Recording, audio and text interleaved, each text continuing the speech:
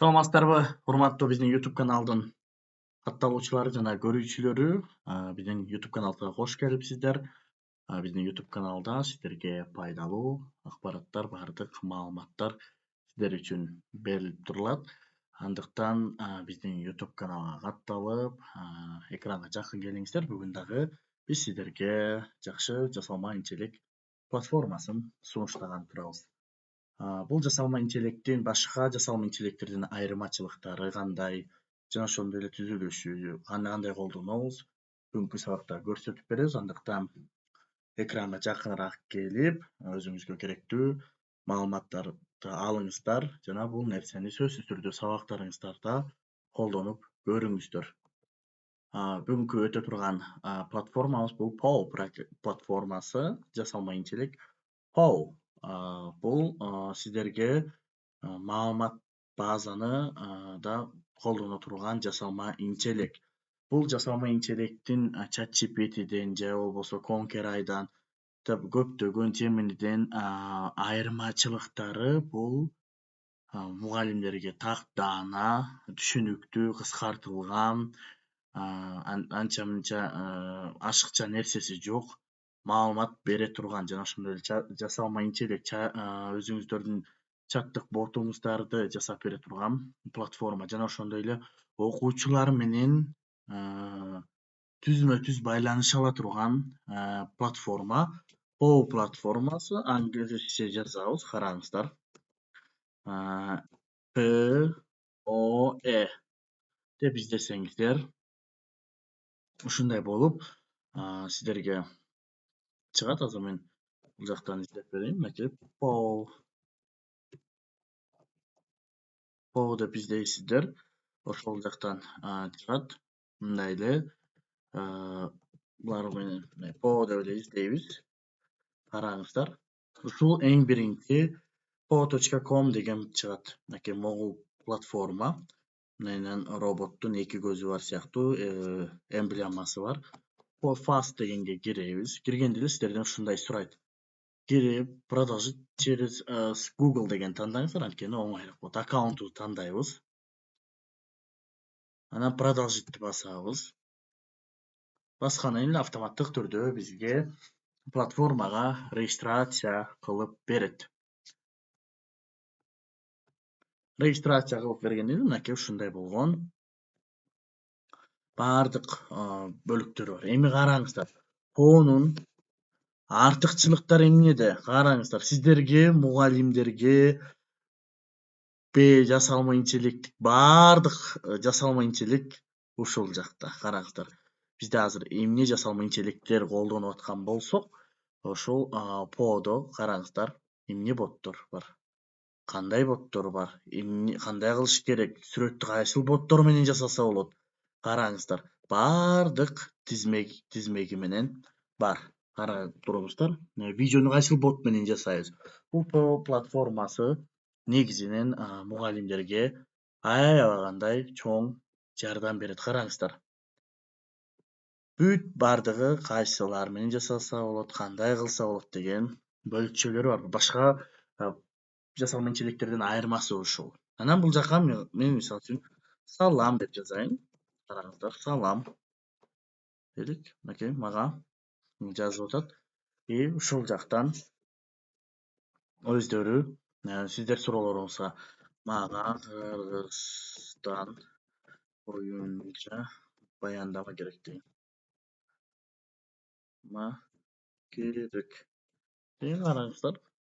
Мага баяндамасын түзүп берип атат кыргыз тилинде. Кыргызстандын бирикмелери ШК, ЭАП, эл аралык мамилелер, маселелер жана чечимдер, жыйынтык. Көрдүңүздөрбү? Бул жакта бардык маалыматтарды түзүп берет. Анан бул жакта мисалга окуучулар менен кантип байланышсак болот деген суроо келиши мүмкүн сиздерде. Ушул жактан мынакей ушул ботко, ушул жерге окуучуларды кантип кошо алабыз, ушул жакта кантип талкуу кылабыз дей турган болсоңуздар, ушул талкууга биз катышуучуларды кантип кошолу десеңиздер, мынакей пригласить ссылку дегенди басабыз, копировать эт дейбиз. Анан биз каалаган окуучубузга жиберебиз. Мисалга бул жактан жиберип окуучуларыбызга жиберсек, мынакей чатка кошулуп алат. Ошол чатка мынакей көрдүңүзбү? Башка катышуучу бул жакта талкууга кире алат. Мен мисалга бул жака жазып берсем болот.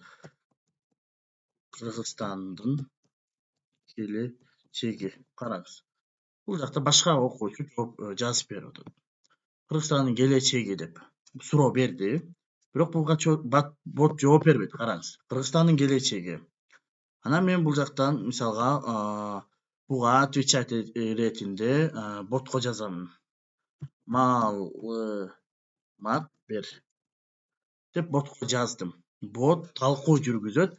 Анан бул окуучуга автоматтык түрдө өзү маалыматын жиберип коет. Караңыз. Бул жакта окуучуларыңыз менен талкуу иретинде колдонсоңуз болот. Анан бул жакта боты и приложение деген бар. Караңыздар. Аябагандай көп боттор, приложение, таблица лидеров деген бар. Бул жакта кайсыл бот көп колдонуп атат, кайсыл жасалма инчилик көп колдонуп атат, ошону карап турсаңыздар болот. Ошол эле жерден исследовать дегенди бассаңыздар, бул жакта сиздерге кайсыл жасалма инчиликтер керек болсо чыгат. Создавать дегенди басып туруп, бизге керектүү бот жасасак болот. Сохранитти басабыз. Мынакей бот подсказка, бот генерации изображения, бот для генерации видео, ролевой бот, скрипт бот, серверный бот, приложение Canvas деп чыгат. Бизге бот подсказка дегенди басабыз. Ушул бойдон эле калат. Описаниясына жазып койсоңуз болот. Мисалы Кыргызстан деп коеюн. Окей, опубликовать басам. Эми бот, практикалык бот кандай кылат? Бул жака жазгыла сен биология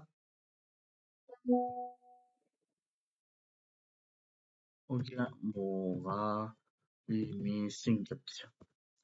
Бул жактан өзүңүздөр каалаган жазып продолжить басасыздар. Окуучу бул бот ошого ошол боюнча жооп берет. Мисалы үчүн биология деген эмне десем, мынакей мага уже бул ботум жооп бере баштады. Ушул жактан сиздер окуучуларыңыздарга караңыздар, ушу поделиться басып, ссылкасын кетирип койсоңуздар болот. Бул бот менен өздөрү түзмө-түз жооп берип кете беришет.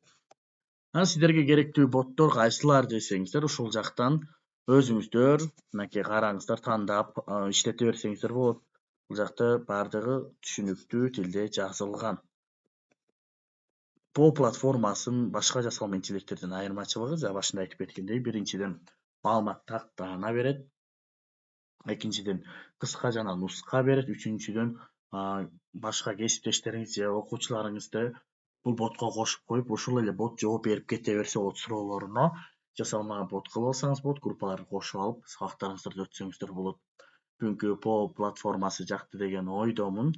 По платформасы жаккан болсо комментарийге өз ой пикириңизди жазып, биздин каналга катталып, кесиптештериңиз менен бөлүшүп кеткенди унутпаңыздар.